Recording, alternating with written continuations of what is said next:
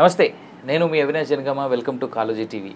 MLC ఎన్నికల నేపథ్యంలో Warangal, Nalgonda, Khammam MLC ఎన్నికల బైపోల్ నేపథ్యంలో ఇప్పుడు ఈ వరంగల్, నల్గొండ, ఖమ్మం ఎమ్మెల్సీకి సంబంధించి పట్టభద్రుల ఎమ్మెల్సీ ఏదైతే ఉందో మోర్ దెన్ 40+ మెంబర్స్, నాకు తెలిసి 52, 53 దగ్గర ఉందనుకుంటా కౌంటు. 50 మంది పైచిలకు ఈసారి ఈ పట్టభద్రుల ఎన్నికలకు ఈ ఎమ్మెల్సీ ఎన్నికకి కంటెస్ట్ చేయబోతున్నారు. అందరి ఉద్దేశంలో మేజర్గా వినిపిస్తున్నటువంటి మాట ఏంటంటే బీసీలకి అన్యాయం జరుగుతుంది, బీసీలను ఎవరు పట్టించుకోవట్లేదు అనేటువంటి నినాదం చాలా బలంగా వినిపిస్తుంది.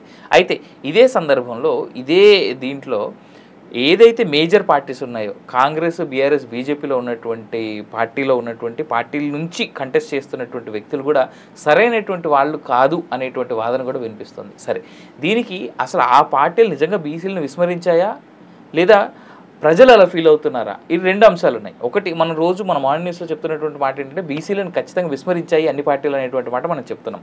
అయితే ఇప్పుడు ఈ వరంగల్, నల్గొండ, ఖమ్మం సంబంధించినటువంటి ఎమ్మెల్సీ ఎన్నికల్లో నిల్చుంటున్నటువంటి ఒక వ్యక్తి, ఎమ్మెల్సీ క్యాండిడేట్ మనతో పాటు ఉన్నారు, డాక్టర్ సాంబశివ గౌడ్ గారు.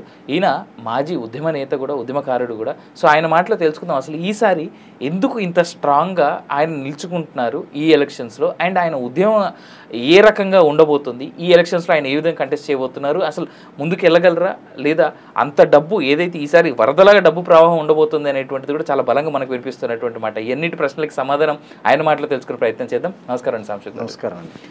నేను చెప్తున్నట్టుగానే ఈసారి డబ్బుల వరద అనేటువంటి మాట చాలా బలంగా వినిపిస్తోంది. దీన్ని మీరు ఎలా చూస్తున్నారు? వాస్తవానికి గ్రాడ్యుయేట్ ఎమ్మెల్సీ ఎన్నిక అనేది చదువుకున్న విద్యావంతులకు సంబంధించిన ఎన్నిక. అవును. ఈ ఎన్నికలో డబ్బు ప్రవాహం అనేది గతంలో ఎప్పుడూ లేకుండే. పోయినసారి జరిగిన ఎలక్షన్లో ఎమ్మెల్సీగా గెలిచిన పల్లారాజేశ్వర రెడ్డి గారు ఏదైతే గెలిచారో వారి ఎన్నిక దగ్గర నుంచి ఈ యొక్క డబ్బు ప్రవాహం ఎక్కువ వినపడటం జరుగుతుంది.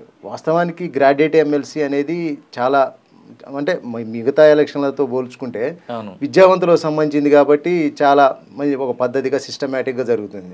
కానీ ఈ పొలిటీషియన్స్ అంతా కూడా ఈ గ్రాడ్యుయేట్ ఎలక్షన్లో జరగడరు. వాస్తవానికి కొంతమంది గ్రాడ్యుయేట్స్కి సంబంధం లేకుండా కూడా గ్రాడ్యుయేట్ ఎలక్షన్లోకి రావడం జరిగింది. దానివల్ల మీరు చెప్పినట్టుగా ఇప్పుడు ఇది ఒక వ్యాపారం లాగా అయిపోయింది అన్నట్టు. వాస్తవంగా ఏంటంటే గ్రాడ్యుయేట్ ఎమ్మెల్సీ అనేది ఏంటంటే ఈ గ్రాడ్యుయేట్స్లో నుంచి ఒక ఆ వర్గానికి చెందిన వ్యక్తి రేపు అసెంబ్లీలో ఉంటే వారికి సంబంధించిన సమస్యల పట్ల ప్రభుత్వానికి తెలియజేస్తూ వారికి సంబంధించిన సమస్యలను నివృత్తి చేసుకోవడానికి ఒక మంచి మార్గం ఉంది.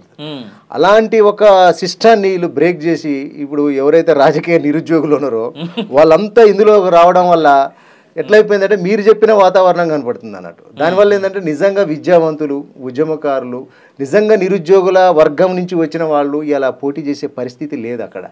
ఇప్పుడు రాజకీయ పార్టీలు చూసినా ఎవడో డబ్బులు ఉన్న వ్యక్తిని చూసి ముందు పెడుతున్నారు. ఆయనతో హంగు ఆర్భాటాలు, 100 కార్లతో ర్యాలీ, పెద్ద ఎత్తున బహిరంగ ఈ రకమైన వాతావరణాన్ని ఎమ్మెల్సీ ఎన్నికల్లో కూడా క్రియేట్ చేయడం జరుగుతుంది.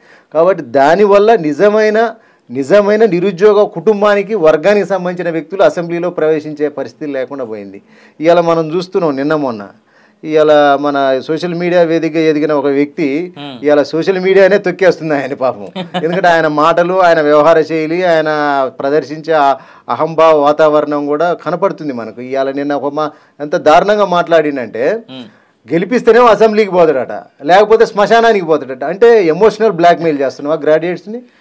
అంటే ఎమోషనల్ బ్లాక్మెయిల్ చేయడం ఎంతవరకు కరెక్ట్? గతంలో మనం పాడి కౌశిక్ రెడ్డి విషయంలో చూసాం, అసెంబ్లీ ఎన్నికలప్పుడు అతను కూడా అట్లనే మాట్లాడాడు. అంటే గెలిపిస్తేనేమో అసెంబ్లీకి వస్తాడు, లేకపోతే ఆత్మహత్య చేసుకుంటారు కుటుంబంతో సహా. అంటే ఏందన్నట్టు ప్రజల్ని ఒక బ్లాక్మెయిల్ చేస్తూ, ఎమోషనల్ బ్లాక్మెయిల్ చేస్తూ, అంటే మమ్మల్ని ఖచ్చితంగా గెలిపియాలని చెప్పి ఒక ఎమోషనల్ బ్లాక్మెయిల్ చేస్తున్నారు. అంటే మీరు చెప్పినట్టుగా డబ్బు మాత్రమే కాదు, అంటే బలవంతంగా ఓట్లు వేయించుకునే ఒక పరిస్థితి ఇలా ఎమ్మెల్సీ ఎన్నికల్లో కూడా మనకు కనపడుతుంది. ఇలా మనం చూసినట్టుగా సోషల్ మీడియా వేదిక ద్వారా ఎదిగిన ఇలా తీన్మార్ మల్లన్న ఇలా ఆయన మాటలు కానీ, ఆయన ప్రదర్శించే హావభావాలు, ఆయన వ్యవహార శైలి చూస్తే ఎట్లుందని అంటే ఆయన ఇప్పటికిప్పుడు గెలిచిపోయినట్టుగా మాట్లాడుతుండే ఎక్కడ పోయినా కూడా. అంటే ఇప్పుడు ఎలక్షన్ అయిపోలేదు, ఇంకా ఏం జరగలేదు, ఓటర్లు గ్రాడ్యుయేట్స్ కూడా ఇంకా ఎలక్షన్లో ఓటు వేయలేదు, కానీ తనకు తాను గెలిచినట్టుగా అసెంబ్లీలో పోయి మాట్లాడుతున్నట్టుగా ఎక్కువ ఊహించుకుంటున్నట్టుగా కనపడుతున్నది. కానీ ఒక మాట చెప్పండి సార్, ఇక్కడ తెలంగాణలో అంటే భారతదేశ వ్యాప్తం పార్లమెంట్ ఎలక్షన్స్ నడుస్తున్నాయి. తెలంగాణలో ఎలక్షన్స్ పోలింగ్ జరిగి కనీసం పట్టుమని 10 రోజులు అవ్వలేదు.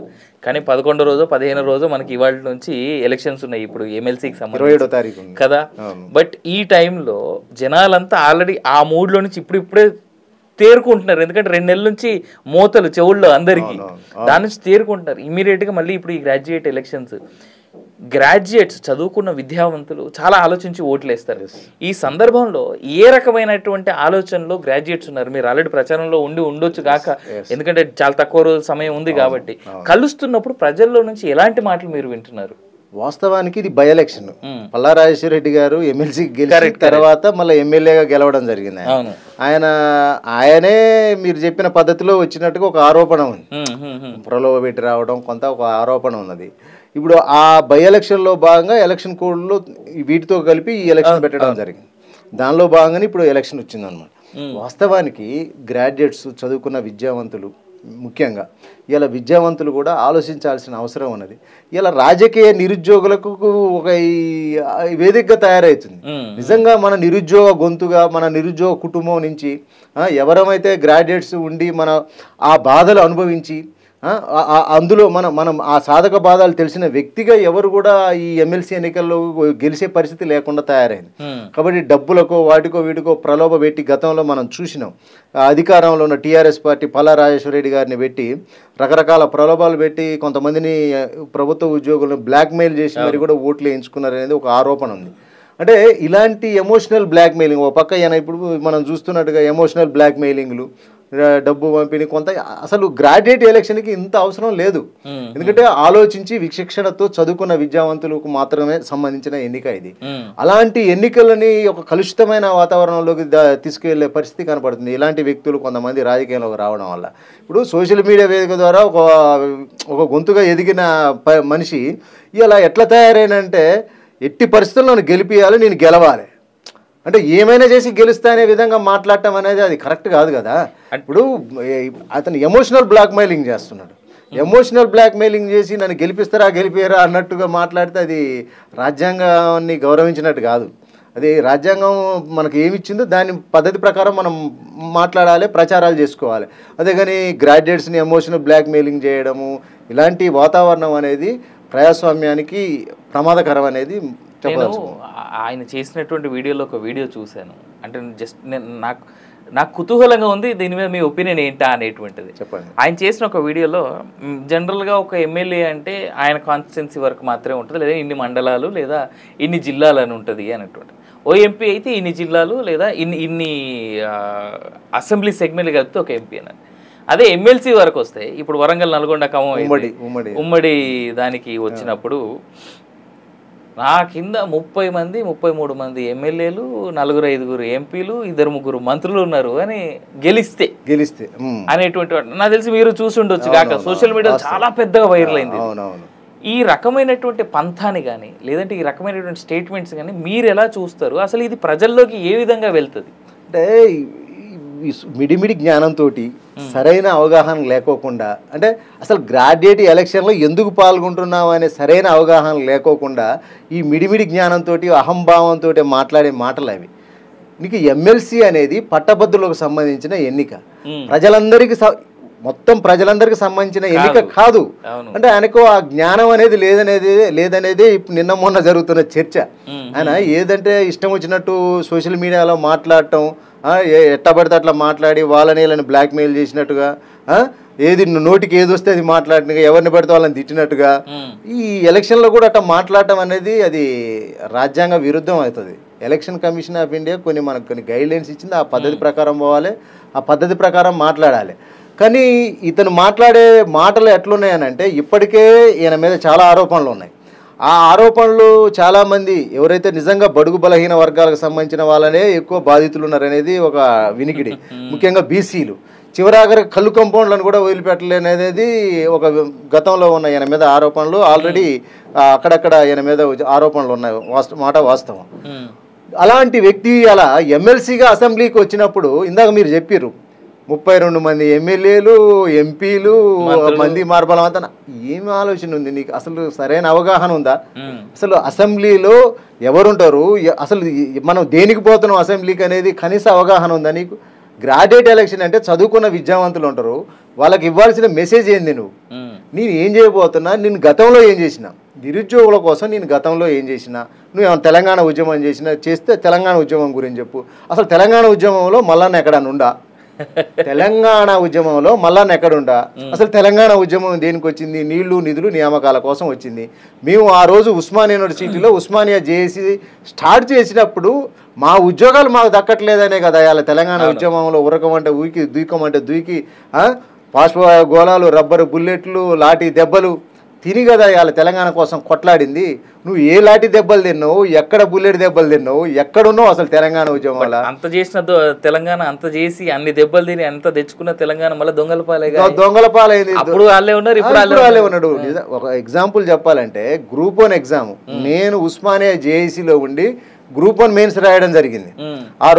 ఆ రోజు జరిగిన అన్యాయం మాకు దాదాపుగా ఆ రోజు ఆంధ్రాకు తెలంగాణకు అంటే పంపకాల ఉద్యోగ నియామకాలలో జరిగిన వివక్ష 80-82% ఆంధ్ర వాళ్ళకి పోతే మనకు చాలా తక్కువ పర్సెంటేజ్ రావడంతో మేము పెద్ద ఎత్తున కూడా ఏపీపీఎస్సీ ముట్టడించడం జరిగింది. చాలా పెద్ద ఎత్తున కూడా దానికి కోర్టులకు వెళ్ళడం జరిగింది. చాలా పెద్ద ఎత్తున కూడా దాని మీద ఉద్యమాలు చేసినాం.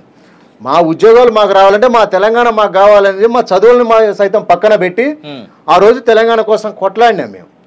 అలాంటి వాళ్ళం మేము తెలంగాణ నిరుద్యోగ కుటుంబం నుంచి వచ్చిన వాళ్ళం, మాకు అక్కడ అవకాశం ఉండాలి. కానీ ఇలాంటి రాజకీయ నిరుద్యోగులు అందరూ వచ్చి మేము ఎమ్మెల్సీ అయ్యి మేము ఎట్లా ఉద్ధరిస్తావు? నువ్వు కనీసం అవగాహన ఉందా నిరుద్యోగుల పట్ల? వాళ్ళు పడుతున్న ఇబ్బందుల పట్ల నీకు అవగాహన ఉందా? పోనీ తెలంగాణలో ఉద్యమంలో నువ్వు నీళ్లు నిధులు నియామకాల కోసం జరిగిన ఉద్యమంలో నీ పాత్ర ఏంది చెప్పు అంటున్నాం. నిజంగా నీళ్లు నిధులు నియామకాలకు సంబంధించిన విద్యార్థి నిరుద్యోగులే ఎక్కువ మొత్తంలో అలా ఆత్మ బలిదానాలు చేసుకున్నారు. ఎక్కువ పెద్ద మొత్తంలో కేసుల పాలైంది విద్యార్థి నిరుద్యోగులే. ఆ రోజు కొట్లాడింది, రక్తాలు జిందించింది, బాష్పవాయు గోళాలు ఎదుర్కొన్నది, ముళ్ళ కంచెలు దాటిపోయింది, అసెంబ్లీ ముట్టడి చేసిందంతా కూడా ఈ వర్గానికి సంబంధించిన వాళ్ళు. అలాంటిది నువ్వు ఎక్కడున్నావు? నీ పాత్ర ఏంది తెలంగాణ ఉద్యమంలో? నువ్వు ఏం చేసినావు తెలంగాణ ఉద్యమంలో? ఈ విద్యార్థి నిరుద్యోగులకు ఎప్పుడైనా అండగానే వచ్చి నిలబడ్డా ఉస్మానియా యూనివర్సిటీలో? అసలు నాకు తెలిసి క్యాంపస్ లో కూడా చదివిన దాఖలాలు నాకైతే లేవు. అతను నాన్ బోర్డర్ గుండి ఏదో తిన్మార్ న్యూస్ లో పనిచేసినట్టుగా మాకు కొంత అవగాహన ఉంది. ఇంకోటి ఏంటంటే ఆయనకు ఉస్మానియా యూనివర్సిటీ అంటే ఒక రకమైన వివక్ష కూడా ఉంది. ఆయనకు అదొక రకమైన వివక్ష. ఎందుకంటే ఉస్మానియా ఉద్యమకారులన్నా అక్కడి నుంచి వచ్చిన వాళ్ళన్నా కూడా ఏదైనా ఈ డిబేట్లు కానీ ఇంటర్వ్యూలు కానీ అంటే వాళ్ళకి అసలు స్టూడియోలోకి కూడా ఎంటర్ కానివాడు. అలాంటి వివక్ష చూపించే వ్యక్తి ఇలా మా ఓట్లు అడగటానికి నువ్వు వచ్చినావు, గ్రాడ్యుయేట్లు ఓట్లు అడగటానికి, విద్యావంతులు ఓట్లు అడగటానికి నువ్వు వచ్చినావు. నిన్ను గెలిపియాలని చెప్పి ఎమోషనల్ బ్లాక్మెయిల్ చేస్తున్నావు. బట్ అందరు ఎమ్మెల్యేలు మంత్రులు ఆయనను గెలిపియాలని చెప్పేసి వంత పాడుతున్నారు. ఇవాళ చాలా మంది కూడా ఆయనకు ఓట్లేసే పరిస్థితి కనిపిస్తుంది కదా. ఇక్కడ ఒకటే point, right party selection wrong person. అర్థమైందా? ఇక్కడ రైట్ పార్టీ అంటే ఏదైతే నిరుద్యోగులు ఆ రోజు అన్యాయానికి గురై 10 సంవత్సరాల నుంచి ఇబ్బంది పడరో వాళ్ళే కాంగ్రెస్ను అధికారంలోకి తీసుకొచ్చారు. అది రైట్ పార్టీ అప్పటి వరకు. ఎప్పుడైతే మల్లానని ఒక ఎమ్మెల్సీ అభ్యర్థిగా ప్రకటించారో రాంగ్ పర్సన్ని సెలెక్ట్ చేసింది. అందుకే మాలాంటి వాళ్ళం కూడా అప్పటి వరకు సరే ఎవరో ఒకళ్ళు మంచి విద్యావంతులు వస్తారు అన్నట్టుగా ఆలోచించి మేము కూడా పోటీ చేయాలన్నా వద్దన్న సందిగ్ధంలో ఉన్నాం. కానీ ఇప్పుడు ఏంటంటే తప్పనిసరి పరిస్థితులు ఇలాంటి వాళ్ళు పోయి అసెంబ్లీలో మా నిరుద్యోగ సమాజానికి సంబంధించి ఏం మాట్లాడగలుగుతారు అనే దాంతో మళ్ళీ మేము కూడా రంగప్రవేశం చేయాల్సిన పరిస్థితి వచ్చింది. అందుకే చెప్తున్నా, right party wrong person select చేసింది. దానివల్ల ఏంటంటే వాళ్ళు పార్టీ ప్రెస్టేజ్ కోసం ఏమైనా గెలిపేయాలని అంటారు. కానీ ఇవాళ మీరు ఒక్కసారి సోషల్ మీడియాలో యూట్యూబ్ కానీ ఫేస్బుక్ కానీ ఓపెన్ చేసి చూడండి, ఆయన పెట్టిన వీడియోలనే చూడండి, దాని కింద కామెంట్లు చదవండి ఒక్కసారి. ఎంత భయంకరమైన కామెంట్లు అంటే ఏ ఒక్క అభ్యర్థి కూడా మళ్ళా మంచోడు అని చెప్పి కామెంట్ చేసే పరిస్థితి లేదు. అంటే ఇక్కడ పరిస్థితి ఏమైపోయిందని అంటే, ఒకప్పుడు పరిస్థితి వేరు. అప్పుడు అంగిలాగు సిద్ధాంతం అని చెప్పి ఓట్లు అడుక్కున్నాం, ఒక ఇండిపెండెంట్గా ఓట్లు అడుక్కున్నాం. ఇవాళ ఒక రాజకీయ పార్టీగా డబ్బు మూటలు సంచులు పట్టుకొని బయలుదేరినాం. కాబట్టి గ్రాడ్యుయేట్లు ఇవాళ ఆలోచిస్తున్నారు, నువ్వు గెలిస్తే మాకేం చేస్తావు? నీ డబ్బు మూటలకి నువ్వు పెట్టిన పెట్టుబడిని వ్యాపారంగా మార్చుకొని మళ్ళీ 10 చేసుకోవడానికి ఎమ్మెల్సీ రూపంలో నువ్వు రావాలని చూస్తున్నావు, కానీ మా కోసం వస్తున్నావు అని ఎక్కడ కూడా గ్రాడ్యుయేట్లు ఫీల్ కావట్లేదు. మీరు ఒక ఓయూ నుంచి వచ్చినటువంటి స్టూడెంట్గా, తర్వాత తెలంగాణ ఉద్యమకారుడిగా ఒక మాట చెప్పండి. ఎమ్మెల్సీ ఎన్నిక అది స్పెసిఫైడ్గా గ్రాడ్యుయేట్ ఎమ్మెల్సీ అంటే చదువుకున్న వాళ్ళందరి మధ్యలో నుంచి మా అందరి కష్టాలు వినిపించడానికి ఒకరిని మేము ఎన్నుకునే ఎన్నిక జనరల్గా గ్రాడ్యుయేట్ ఎమ్మెల్సీ అంటే. మేము అంటే ఇక్కడ ఉద్దేశం చదువుకున్న వాళ్ళందరూ వాళ్ళలో వాడిని ఒకరిని ఎన్నుకునే ఎన్నిక ఇది. బట్ దీన్ని రాజకీయ రంగు పులమడం, అది పార్టీలు ఏ పార్టీ అయినా కావచ్చు, అది బీజేపీ కావచ్చు, కాంగ్రెస్ కావచ్చు, బీఆర్ఎస్ కావచ్చు, ఇంకోటి కావచ్చు, బీఎస్పీ కావచ్చు, ఏదైనా కావచ్చు, ఇలాంటి దానికి రాజకీయ రంగును పులవడం ఏ రకమైనటువంటి విధంగా మనం చూడొచ్చు అంటారు? ఎందుకంటే ఆఖరికి విద్యార్థి లోకాన్ని కూడా అన్యాయం చేసినట్టేనా ఇది? తప్పకుండా. నిజానికి ఒకప్పుడు యూనివర్సిటీలలో ఎలక్షన్స్ ఉండేవి. ఎన్టీఆర్ ఆ పీరియడ్కు ముందు అనుకుంటా ఎలక్షన్స్ ఉండేవి. అంటే మా వాయిస్ ఒక లీడర్కి చెప్పడం వల్ల ఆయన మా అందరి తరపున మాట్లాడే ఒక గొప్ప అవకాశం కోసం అని చెప్పి యూనివర్సిటీలో కూడా ఎలక్షన్స్ ఉండేవి. అవి ఏంటంటే రాను కొన్ని గొడవలు, కొన్ని కేసులు పెద్ద ఎత్తున కావడం వల్ల, ఉద్యోగాలకు కొద్దిగా ఆటంకం కలగడం వల్ల వాటిని ఎలక్షన్స్ని తీసేయడం జరిగింది. ఇప్పుడు ఎగ్జాంపుల్కి మన హైదరాబాద్ సెంట్రల్ యూనివర్సిటీలో హెచ్సియులో ఎలక్షన్స్ జరుగుతుంటాయి, మన స్టూడెంట్స్కి సంబంధించిన. అలాంటిదే ఇప్పుడు గ్రాడ్యుయేట్ ఎలక్షన్స్ కూడా ఎమ్మెల్సీ ఎన్నికలు అనేవి మన వాయిస్ వినిపించాలి, మన తరపున ఒక ప్రతినిధి ఉండాలి అనే దానికోసం ఇప్పుడు టీచర్లకు ఒక ప్రతినిధి ఉండాలి, సర్పంచ్లకు గ్రాస్ రూట్ లెవెల్లో సర్పంచ్లకు వాళ్ళకు ఒక ప్రతినిధి ఉండాలనేది కొంత కోటా పెట్టిరండి. ఆ కోటాలో భాగంగా ఈ వర్గాలకు సంబంధించిన వ్యక్తి వచ్చినప్పుడు వారికి ఉన్న ఇబ్బందులను, సాధక బాధకాలను అసెంబ్లీలో వినిపించినప్పుడు ఆ ప్రభుత్వానికి వారి యొక్క రిప్రజెంటేషన్స్ కావచ్చు, ఇబ్బందులు కావచ్చు చెప్పినప్పుడు వీళ్ళకు ఏదైతే ఇబ్బందులు తీర్చడానికి, వాళ్ళకి అభివృద్ధిలోకి తీసుకురావడానికి ఒక గొప్ప అవకాశం ఉంటుంది. దానికోసం పెట్టిన కోటా ఇది. ఆ కోటాని రాజకీయ నిరుద్యోగులంతా కూడా ఫుల్ఫిల్ చేస్తున్నారు. మీరు స్టార్టింగ్ ఇంటర్వ్యూలో కూడా ఒక మంచి క్వశ్చన్ అడిగారు. ఇలా బీసీల గురించి మాట్లాడుతూ ఏ పార్టీ చూసినా కూడా బీసీలకు అది చేస్తాం ఇది చేస్తాం అంటున్నారు, కానీ పొలిటికల్ పవర్ దగ్గరకు వచ్చేసరికి చాలా దూరం పెడుతున్నారు. ఎగ్జాంపుల్కి నేను పిహెచ్డి అనేది నేను ఎంపవర్మెంట్ ఆఫ్ బ్యాక్వర్డ్ క్లాసెస్ మీద బీసీల మీదనే చేసిన. Empowerment of backward classes A study of post 73rd constitutional amendment act in Nalgonda district. వాస్తవంగా ఇలా పొలిటికల్ పవర్ ఏమైందంటే పై స్థాయిలో బీసీలకు రాజ్యాధికారం రానివ్వట్లేదు. కేవలం గ్రామ పంచాయతీలు, మున్సిపాలిటీల వరకే పరిమితం చేశారు వీళ్ళని ఇంకా అక్కడ వరకే ఉండమన్నారు. 73rd 74th అమెండ్మెంట్ ప్రకారం వీళ్ళని అక్కడి వరకే పరిమితం చేశారు. మీరు అక్కడి నుంచి బయటికి రావద్దు, ఇక అసెంబ్లీకి పార్లమెంట్కి రావాల్సిన అవసరం లేదన్నట్టుగా ఒక వివక్ష చూపుతున్నారు. ఇవాళ బీసీల పట్ల ఎంత భయంకరమైన వివక్ష అంటే రాష్ట్ర స్థాయిలో కావచ్చు, కేంద్ర స్థాయిలో కావచ్చు, ఇవాళ బీసీలని ఇవాళ గొర్రెలకు, బర్రెలకు, కోళ్లకు, కుక్కలకు ప్రతి ఒక్కదానికి కూడా లెక్కలు ఉన్నాయి, కానీ బీసీలకు లెక్కలు లేవు. ఎందుకంటే ఇది ఒక వివక్ష. మన లెక్కలు మనకు తెలిసినప్పుడు, మన పరిస్థితి మనకు తెలిసినప్పుడు, మన నేపథ్యం మనకు తెలిసినప్పుడు ఖచ్చితంగా మనం రాజ్యంలో వాటా అడుగుతాం, ఖచ్చితంగా పవర్లో వాటా అడుగుతాం. కాబట్టి ఈ లెక్కలు ఇలా తెలనివద్దు. 2014లో ఆ రోజు సమగ్ర సర్వే చేసిరు. సమగ్ర సర్వే చేసి ఏం జరిగింది? ఇంతవరకు ఆ లెక్కలు బయట పెట్టిరా? పెట్టలేదు. ఎందుకు పెట్టలేదు? మన లెక్కలు మనకు తెలిస్తే వాటా అడుగుతాం. రేవంత్ రెడ్డి కూడా బయట పెట్టట్లేదు, కులగణన చేస్తామని చెప్తారు. ఆ కులగణనలో కూడా రేపు తెర మీదకి వస్తే అందులో ఏది లొసుకులు ఉన్నాయనేది బయటకు వస్తుంది. స్టార్ట్ చేస్తే కానీ తెలియదు. అది మరి కులగణన ఏ ప్రాతిపదికన చేస్తారు, ఏ విధంగా చేస్తారు, అసలు దాన్ని ఎట్లా మన నిజానికి బయట పెట్టే కులగణన లేకుండా మళ్ళీ ఇది దాచిపెట్టే కులగణన, ఇవన్నీ కూడా లెక్కలు తేల్చాల్సిన అవసరం ఉన్నది. కాబట్టి మేము ఒకటే అడుగుతున్నాం, ఇవాళ బీసీల పట్ల చాలా తీవ్రమైన వివక్షత ఉంది. ఈ పొలిటికల్ యాంగిల్లో చూసినప్పుడైతే చాలా భయంకరమైన వివక్ష ఉంది. ఇప్పుడు ఎమ్మెల్యే కావచ్చు, ఎంపీలు కావచ్చు, చాలా తక్కువ మంది ఇలా గెలిచే పరిస్థితి. ఎక్కడైనా సరే ఇలా బీసీలు పోయి ఇంకో బీసీ మీద పోటీ చేసే పరిస్థితి లేదు. మళ్ళీ ఓసీ మీదనో, బాగా డబ్బులు ఉన్న ఆయన మీదనో, కార్పొరేట్ నుంచి వచ్చిన ఆయన మీదనో, ఒక ఎన్ఆర్ఐ మీదనో పోటీ చేయాలి. అదే రిజర్వేషన్లు ఉన్నట్టయితే ఒక బీసీ ఇంకో బీసీ పోటీ పడ్డప్పుడు ఇద్దట్లో సమాన స్థాయిగా ఫైట్ ఉంటుంది. కానీ ఒక బాగా బలవంతుడి మీద పక్క చిక్కుడు దిశపై పోటీ పెడితే ఎట్లా రిజల్ట్ వస్తుంది? అయితే కాంగ్రెస్ మేనిఫెస్టోలో పెట్టింది బీసీ రిజర్వేషన్ మేము 42% వరకు ఇస్తాం, లేదా 47-48 కూడా ఇంక్రీజ్ చేసేందుకు అవకాశం ఉంది అనేటువంటి మాట రిజర్వేషన్ మొన్న 2023 నవంబర్లో పెట్టినటువంటి వాళ్ళ దీంట్లోనే పెట్టారు కదా మేనిఫెస్టోలో. రిజర్వేషన్లు అంటే ఎక్కడిస్తారు వీళ్ళు? రిజర్వేషన్లు ఉద్యోగాలలో రిజర్వేషన్లు ఇస్తారా? రాజకీయంలో రిజర్వేషన్లు ఇస్తారా? నామినేటెడ్ పోస్టులలో రిజర్వేషన్లు ఇస్తారా? మొన్న మనం చూసినాం నామినేటెడ్ పోస్టులు చూసినాం, దాదాపుగా 100కు పైగా నామినేటెడ్ పోస్టులు ప్రకటించారు సీఎం గారు. కానీ ఎంతమంది బీసీలకు ఆడ నామినేటెడ్ పోస్టులు వచ్చినాయి అక్కడ తేలాలి కదా లెక్క, ఎంతమందికి వచ్చినాయి ఏళ్ల మీద లెక్క పెట్టే పరిస్థితి లేదు బీసీలది. ఇలా ఒక ఆరోపణ ఏంటంటే పూర్తిగా ఆయనకు సంబంధించిన వర్గానికే ఇచ్చుకునే అనేది ఒక ఆరోపణ ఉంది. మేమేమంటున్నాం అంటే న్యాయబద్ధంగా మా వాటా మాకు ఇవ్వండి అంటున్నాం. మీ దగ్గర నుంచి మేమేం గుంజుకోవట్లేదు. మాకు రావాల్సిన వాటా మాకు ఇవ్వండి, మాకు రావాల్సిన వాటాను మాత్రమే మేము అడుగుతున్నాం. మాకు ఒక్క 0.5% కూడా మాకు అవసరం లేదు, ఎక్కువ అవసరం లేదు. మాకు రావాల్సిన వాటా మాకు ఇవ్వండి అంటున్నాం. మా వాటా కూడా మీరే తిని మా వాటా కూడా మీరే దూసుకుపోయి ఇంత వివక్ష అంటే ఇప్పుడు మా తాతల కాలంలో జరిగింది, తండ్రుల కాలంలో జరిగింది, మా కాలంలో జరిగింది. అంటే మా భవిష్యత్తు తరాలకు కూడా ఇదే జరగాలనా? అంటే రాజ్యాంగం నుంచి వచ్చిన ప్రతిఫలాలు అందరికీ అందాలి. సంక్షేమం అనేది అందరికీ సమానంగా జరిగినప్పుడే అది జరుగుతుంది. రిజర్వేషన్లు వచ్చింది అందుకే కదా.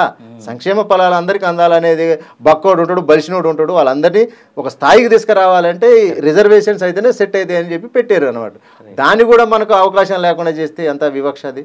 ఇప్పుడు ఈ రానున్నటువంటి గ్రాడ్యుయేట్ ఏదైతే ఇప్పుడు బైపోల్ ఉందో లేదంటే బై ఎలక్షన్ ఉందో, దీంట్లో గ్రాడ్యుయేట్స్ మీకు ఓటేయాలంటే మీరు ఏమి వాళ్ళకి చేయబోతున్నా అని చెప్పబోతున్నారు, లేదా వాళ్ళ కోసం ఏం చేస్తారు ఒకవేళ గెలిస్తే? మీరు కట్టుదిట్టంగా మీరు ప్రజలకు ఇచ్చేటువంటి మాట ఏంటి? చాలా మంచి ప్రశ్న అడిగారు. నిజానికి గ్రాడ్యుయేట్ ఎలక్షన్స్ అంటే దాదాపుగా నిరుద్యోగ లోకానికి సంబంధించిన ఎలక్షన్స్. కొంతమంది ప్రభుత్వ ఉద్యోగులు ఉన్నప్పటికీ మేజర్ షేర్ అనేది నిరుద్యోగులకు సంబంధించే గ్రాడ్యుయేట్స్ ఉంటారు ఎక్కువ మొత్తంలో కూడా ఈ ఎలక్షన్లో. వాస్తవంగా ఏంటంటే ఆ యొక్క నిరుద్యోగ జీవితాన్ని అనుభవించి ఆ నిరుద్యోగులు పడుతున్న వ్యతలు బాధలు అన్ని తెలిసిన వ్యక్తిగా చెప్తున్నా. నేను ఉస్మాన్ యూనివర్సిటీకి వచ్చి అనేక కాంపిటేటివ్ ఎగ్జామ్స్ జరిగింది, సివిల్స్, గ్రూప్ 1 అన్ని రకాల ఎగ్జామ్స్ రాయడం, మెయిన్స్ రాయడం జరిగింది. అన్ని రకాలుగా ఇప్పుడు నిరుద్యోగులు ఏదైతే పడుతున్న బాధలు ఉన్నాయో అవన్నీ కూడా నేను అనుభవించి వచ్చిన వ్యక్తిని. అంటే ఆ వర్గంలో నుంచి వచ్చిన వ్యక్తిని, ఆ బాధలు పడి వచ్చిన వ్యక్తిని. మీ బాధలు కానీ మీరు పడుతున్న ఇబ్బందులు కానీ నాకు అవగాహన ఉన్నది. ఆ అవగాహన మేరకు నేను ఇప్పుడు ఒక మేనిఫెస్టో రిలీజ్ చేసిన, ఇప్పుడు ఒక పాంప్లెట్ రూపంలో మేనిఫెస్టో కూడా రిలీజ్ చేసిన. ముఖ్యంగా నిరుద్యోగులకు ప్రతి సంవత్సరం కూడా జాబ్ క్యాలెండర్ అంటే ఒక ఉద్యోగ క్యాలెండర్ కావాలి. ప్రతి సంవత్సరం టీఎస్పీఎస్సీ నుంచి ఒక క్యాలెండర్ అనేది ఉండాలనేది ప్రధాన డిమాండ్గా చెప్తున్నాం. ఇప్పుడు మన 10 సంవత్సరాల నుంచి దాదాపుగా 2 లక్షల ఉద్యోగాలు నింపుతామని చెప్పి వాళ్ళు మన నిరుద్యోగులను మోసం చేసుకుంటూ వచ్చారు. నిజానికి 2 లక్షల ఉద్యోగాలు నింపిర్రా అంటే అవి ఎక్కడ వేసిన గొంగడి అక్కడే. నోటిఫికేషన్లు వేయటం, కోర్టులలో కేసులు వేయటం. కోర్టులలో కేసులు వేస్తే వాయిదాలు. ఇవాళ నేను 2011లో గ్రూప్ 1 రాసిన, ఇవాళ మళ్ళీ గ్రూప్ 1 జరగడానికి 11-12 సంవత్సరాలు పట్టింది. అంటే ఒక గ్రూప్ 1కి ఇంత తేడా ఉంటే మా ఏజ్ గ్యాప్. అసలు మేము తెలంగాణ ఉద్యమం చేసిందే తెలంగాణ మాకు వస్తే మాకు ఉద్యోగాలు వస్తాయి, కానీ అసలు మాకే ఏజ్ అయిపోయే పరిస్థితి వచ్చింది. ఇప్పుడు మేము రేపో మాపో అంటే రిటైర్మెంట్ లాగా అయిపోయింది. అంటే రిటైర్మెంట్ అంటే ఏజ్ అయిపోయే పరిస్థితి ఉంది. అంటే ఎప్పుడు కొట్లాడినా ఎప్పుడు ఉద్యోగాలు ఇస్తున్నారు అంటే ఒక దశాబ్దం పూర్తయితే కానీ ఇచ్చే పరిస్థితులు కనపడట్లేదు. ఒక దశాబ్దం పట్టింది ఇప్పుడు పూర్తి కావడానికి. ఈ గ్యాప్ వల్ల ఏమైపోయింది, నిన్నటిదాకా ఒక జనరేషన్ వాష్ అవుట్ అయిపోయింది. ఎగ్జాక్ట్లీ. అంటే 30 ఏళ్ళు మాక్సిమం ఎలిజిబిలిటీ గవర్నమెంట్ జాబ్ లో దేనికి ఎంట్రన్స్ అంటే కొంచెం 44 వరకు పెంచారు. అన్నిట్లో లేకపోలేదు, అన్నిట్లో లేదు. సో యూనిఫామ్ పోస్టులకు ఉండదు. కరెక్ట్. సో అలాంటి వాటికి పోవాలనుకున్నోడికి అంతే కదా, ఇంకేం లేనట్టే. అవును. కాబట్టి మేము ఒకటే అడుగుతున్నాం, ఒక చదువుకున్న విద్యావంతుడిగా నేను ఎంఏ, ఎంఫిల్, LLM, PhD చేసిన ఉస్మాన్ యూనివర్సిటీలో అనేక సంవత్సరాలు సామాజిక ఉద్యమాలలో ఉన్నవాడిని. నేను ఒకటే పర్సనల్ రిక్వెస్ట్ చేస్తున్నా గ్రాడ్యుయేట్లని, మన యొక్క ఏదైతే నిరుద్యోగ కుటుంబం నుంచి మీ బాధలన్నీ కూడా తెలిసిన వ్యక్తిగా, అదే ఉస్మానియా లైబ్రరీలో ల్యాండ్స్కేప్లో అన్నీ మీరు చదువుకున్న ప్రాంతంలో తిరిగి చదువుకున్న వ్యక్తిగా, మీరు పడుతున్న ఇబ్బందులు ఒక పూట తిని ఇలా తమ్ముళ్ళు చాలామంది ఒక పూట తినక రూమ్ రెంట్లు కట్టలేక చెట్ల కింద చదువుకుంటారు చాలామంది. ఒకసారి మన ల్యాండ్స్కేప్ కావచ్చు, చిక్కడపల్లి లైబ్రరీ కావచ్చు, అక్కడ పోతే రూములలో అంటే చిన్న రూములు తీసుకుంటారు పాపం. ఎంత 2000-3000. అందులో గాలి ఉండదు, ఫ్యాన్ ఉండదు, అంటే వాతావరణం కంఫర్ట్గా ఉండదు. ఈ ల్యాండ్స్కేప్ కానీ చిక్కడపల్లి కానీ ఇక్కడికి వచ్చి కొంచెం మంచి వాతావరణంలో చదువుకోవడానికి కొంచెం కంఫర్టబిలిటీ ఉంటుంది. ఏంటంటే పడుకోవడానికి తినడానికి మాత్రమే రూమ్ ఉంటుంది పాపం. వచ్చి మళ్ళీ ఇక్కడ చదువుకొని మళ్ళీ ఆ చైరు ఆ చెట్టుకు లాకేసుకొని మళ్ళీ పోయి నైట్ పడుకొని మళ్ళీ కొంచెం తిని మళ్ళీ వచ్చి ఇక్కడ చదువుకోవటం. అంటే అట్లా ఇబ్బందులు పడుతున్నాయా అన్నీ కూడా ప్రత్యక్షంగా చూసిన వ్యక్తిగా నేను రిక్వెస్ట్ చేస్తున్నాను. మన బాధలు తీరాలంటే మనలో నుంచి ఆ బాధలు అనుభవించినాడు రేపు అసెంబ్లీలో ఉంటే మన కష్టాలు తీరుతాయి. మన గొంతుగా ఆడ మాట్లాడడానికి ఒక గొప్ప అవకాశం ఉంటుంది. కానీ ఇవాళ చెప్తున్నా మళ్ళానో ఎలానో తీసుకో పెడితే ఇక ఆయన ఏమంటాడు, ఎమోషనల్ బ్లాక్మెయిల్ చేస్తాడు, లేకపోతే ఇంకోటి కూడా చేస్తాడు రేపు గెలిచిన తర్వాత. కాబట్టి దయచేసి నిరుద్యోగులు కూడా ఆలోచించాల్సిన అవసరం ఉన్నది. ఇంకోటి ఏంటంటే ఇవాళ మనం చాలా అంటే మన మేనిఫెస్టోలో కూడా చాలా పెట్టినాం. మనం గ్రామీణ ప్రాంత అభ్యర్థులు చాలామంది వచ్చి ఇక్కడ ఇబ్బందులు పడుతున్నారు. మ్యాక్సిమం కూడా కాంపిటేటివ్ ఎగ్జామ్స్ కానీ ఉద్యోగాలకు కానీ సరే ఇప్పుడు హైదరాబాదు ప్రాంతాల్లో ఉన్న వాళ్ళు కొంచెం సాఫ్ట్వేర్ అటు సైడ్ వెళ్ళడానికి ఎక్కువ పర్సంటేజ్ ఉంటుంది. కానీ గ్రామీణ ప్రాంత అభ్యర్థులు ఎక్కువ కూడా ఈ కాంపిటేటివ్ ఎగ్జామ్స్ గవర్నమెంట్ ఉద్యోగాల పట్ల ఆకర్షితులై వస్తుంటారు. తీరా అక్కడ ఏదో విని ఇక్కడికి వస్తారు, ఇక్కడికి వచ్చినాక చాలా ఇబ్బందులు పడుతుంటారు. చాలా బాధలు తెలిసిన వ్యక్తిగా చెప్తారు. అంటే వీళ్లకు స్టార్టింగ్ అంటే ఊరిలోనే ఉండి చదువుకునే విధంగా నేను ఒకవేళ గెలిస్తే ఖచ్చితంగా ఉమ్మడి ఖమ్మం, వరంగల్, నల్లగొండ జిల్లాల్లో ప్రతి ఊరిలో గ్రంథాలయం ఉండే విధంగా నేను ఖచ్చితంగా హామీ ఇస్తున్నా మీ యొక్క కాలేజీ టీవీ ద్వారా. ప్రతి ఊరిలో గ్రంథాలయం ఉంటుంది, ప్రతి ఊరిలో గ్రంథాలయం ఉంటుంది, ప్రతి ఊరిలో గ్రంథాలయం ఉంటుంది. అంటే మనకు బేసిక్ అనేది అవగాహన అక్కడి నుంచే మొదలయ్యే విధంగా ప్రతి ఊరిలో గ్రంథాలయం ఉండే విధంగా నేను ఒక నిర్ణయం తీసుకున్నా. దాంతోపాటుగా బీపీఎల్ కుటుంబాలు అంటే దారిద్ర్య రేఖకు దిగువన ఉన్న క్యాస్ట్తో సంబంధం లేకుండా ఆ దారిద్ర్య రేఖ దిగువనున్న తల్లిదండ్రులు ఉంటారు కదా, ఈ నిరుద్యోగులకు సంబంధించిన తల్లిదండ్రులకు వాళ్ళ నిరుద్యోగులు ఎవరైతే ఉన్నారో వాళ్లకు ప్రత్యేకమైన అంటే సివిల్స్, గ్రూప్ 1 స్థాయి వంటి ఉద్యోగాలకు, ఉన్నత స్థాయి ఉద్యోగాలకు ప్రత్యేకమైన కోచింగ్ సెంటర్లు అవసరమైతే నా సొంత ఖర్చులతో కూడా నేను కోచింగ్ సెంటర్లు పెట్టి వీళ్ళకి కోచింగ్లు ఇప్పించే విధంగా కూడా ఒక హైదరాబాద్ అంటే కొంచెం సెంటర్లో సిటీ సెంటర్ అంటే అది మళ్ళీ పెద్ద అందరిని ఒక్కడ చేర్చి చేయడానికి అవకాశం ఉంటుంది. అంటే మనకు కావాల్సిన ఇన్ఫ్రాస్ట్రక్చర్, టీచింగ్ ఫ్యాకల్టీ అంతా కూడా ఇక్కడ సిటీలోనే దొరుకుతుంది. కాబట్టి ఊర్లలో వచ్చి అంటే గ్రంథాలయం అనేది బేసిక్ నీడ్ అక్కడ ఊర్లో.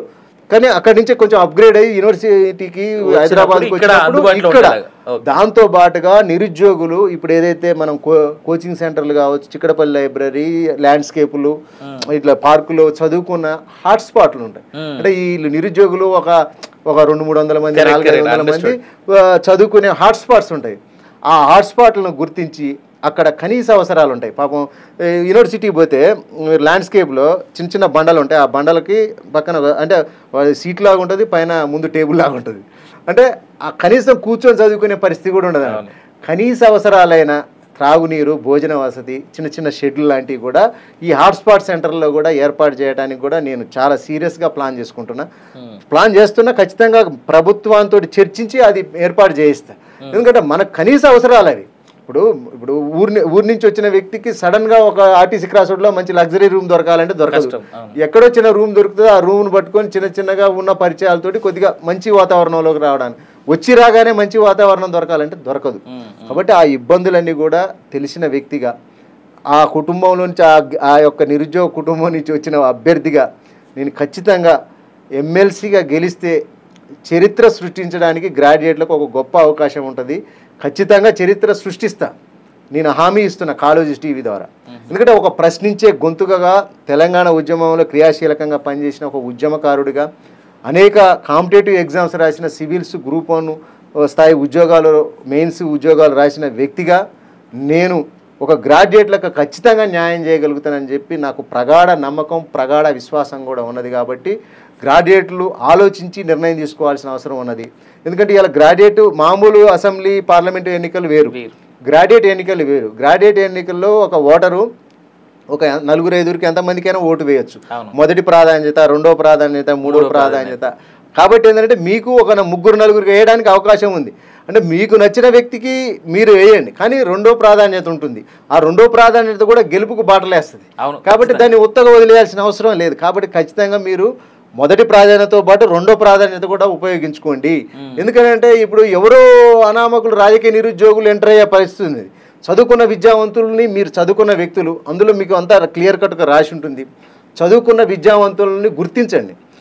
మీకు అసలు మీరు అక్కడికి పోగానే ఈవీఎం ఆ బ్యాలెట్ పేపర్ చూడగానే మీకు అర్థమైపోతుంది చదువుకున్న విద్యావంతులు కాబట్టి.